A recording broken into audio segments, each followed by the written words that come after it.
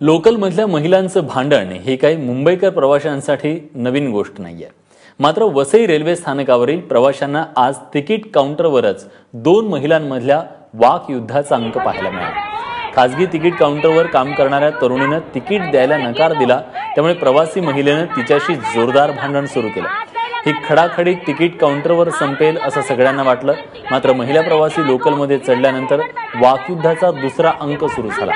खासगी तिकीट काउंटरवर काम करणाऱ्या महिलेने लोकलमध्ये चढून जाब विचारायला सुरुवात केली आणि हा सगळा प्रकार सहप्रवाशांनी मोबाईलमध्ये रेकॉर्ड केला।